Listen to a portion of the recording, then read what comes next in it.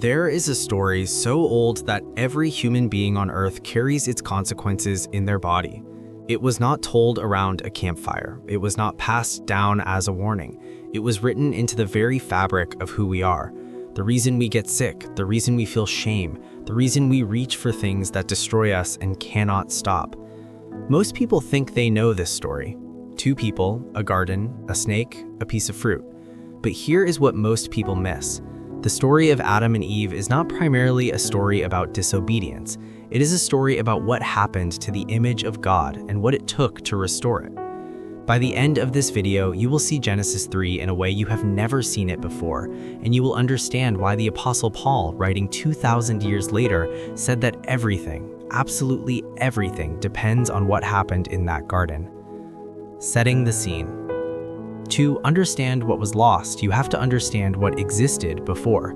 Genesis 1 and 2 describe a world that is almost impossible to fully picture because we have never seen one like it. The Hebrew word used repeatedly in Genesis 1 is tov, translated as good. But tov means more than morally acceptable. It means complete, whole, functioning exactly as it was designed to function, like a machine running perfectly with every part in its place. And then Genesis 1:31 uses a different phrase, tov meod, very good, exceedingly good, the only moment in the entire creation account where God upgrades his assessment, and it happens immediately after he creates the human being. What image of God actually means. Genesis 1:26 contains one of the most important phrases in all of Scripture. Then God said, "Let us make man in our image, after our likeness." The Hebrew word is Tselem, image. This is the same word used in the ancient Near East for the statue of a king that was placed in a territory the king could not physically be in. The statue was not the king, but it represented the king. It carried his authority, it bore his likeness, and anyone who encountered it understood the king's dominion extends here. That is what human beings were. Not gods, not independent rulers, but image bearers, living representations of the Creator placed in his creation to extend his rule, his care, and his character into every corner of the world. And then Genesis 2 narrows the camera. It zooms in from the broad creation account to one specific garden in one specific region called Eden. The Garden of Eden. The word Eden in Hebrew means delight or pleasure. This was not a wilderness, this was a sanctuary, a place specifically prepared, a place where God himself would come and walk in the cool of the day. Genesis 3:8 tells us this was a regular occurrence, God walking in the garden, Adam and Eve hearing his footsteps. This was normal. This was what existence was supposed to be. And in the center of this garden, two trees. The tree of life, which appears as almost a given, something Adam and Eve had access to freely, and the tree of the knowledge of good and evil, which came with one instruction. Genesis 2:16-17. You may surely eat of every tree of the garden, but of the tree of the knowledge of good and evil you shall not eat, for in the day that you eat of it, you shall surely die. Notice what God says first. Every tree. The permission is enormous. The restriction is one. One tree. Out of everything in this garden, one tree is off limits. The question the entire narrative is building toward is why would they eat it? The serpent. Genesis 3:1 introduces a character in a way that is deliberately understated. Now the serpent was more crafty than any other beast of the fields that the Lord God had made. The Hebrew word for crafty is arum. Interestingly, the word used in Genesis 2:25 to describe Adam and Eve as naked, aramim, comes from the same root. The narrator is playing with language. The humans are arum in their innocence. The serpent is arum in its cunning. The contrast is intentional. The New Testament identifies this serpent more explicitly. Revelation 12:9 calls him that ancient serpent who is called the devil and Satan, the deceiver of the whole world.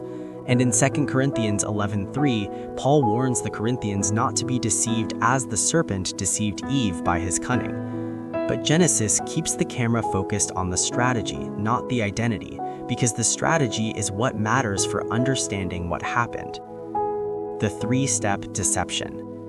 The serpent does not begin with a lie. That's what makes this so devastating. He begins with a question. Did God actually say you shall not eat of any tree in the garden? Notice what he does here. He distorts the command.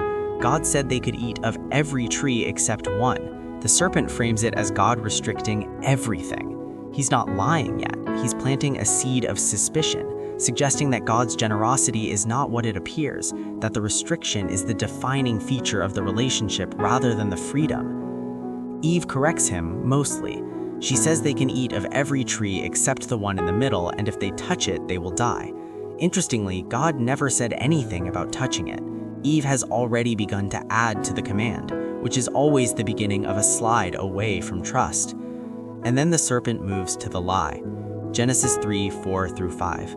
You will not surely die, for God knows that when you eat of it, your eyes will be opened and you will be like God, knowing good and evil.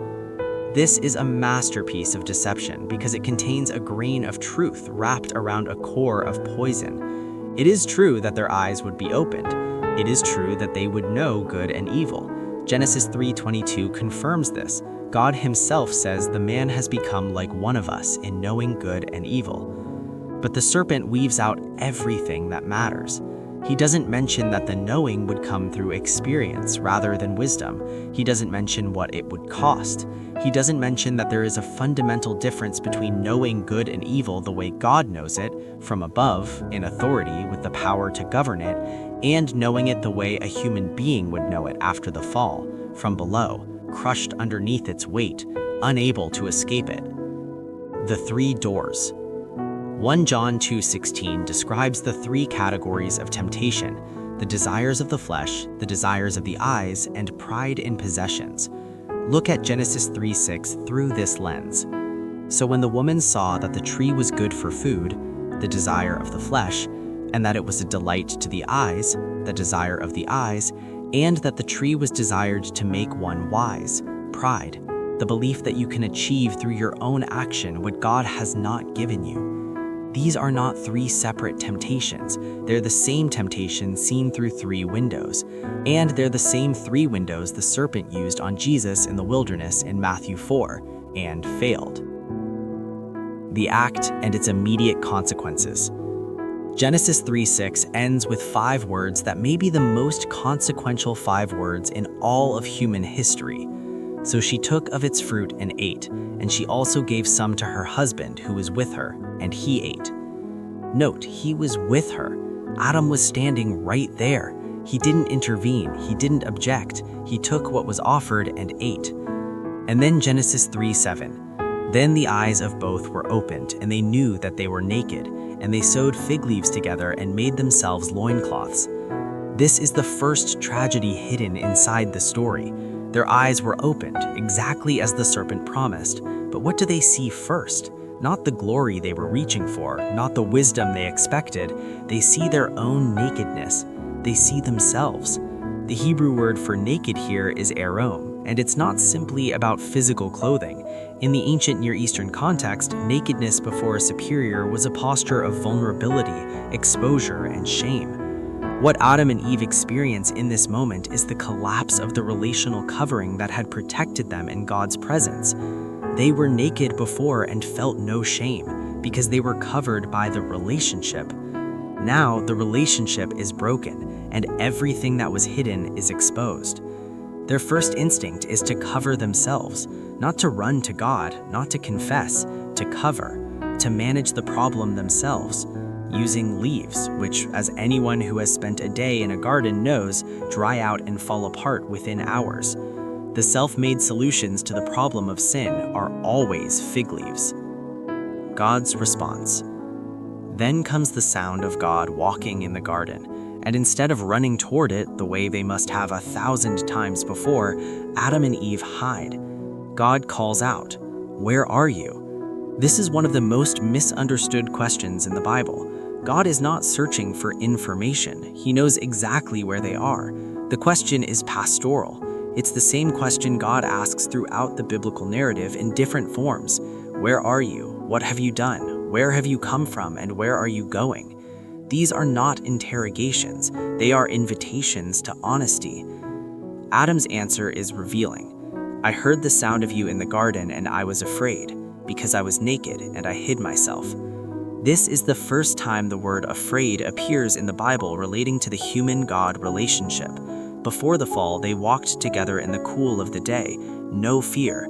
After the fall, the first emotional response to God's presence is terror. Something fundamental has been broken. The blame shift. God asks the direct question, "Have you eaten of the tree which I commanded you not to eat?" And Adam says, "The woman whom you gave me to be with me, she gave me fruit of the tree, and I ate." In one sentence, Adam blames two people, the woman and God. The woman you gave, as if God's gift is now the source of the problem, as if the relationship itself is what went wrong. Eve then blames the serpent. The serpent deceived me and I ate. This too is factually accurate.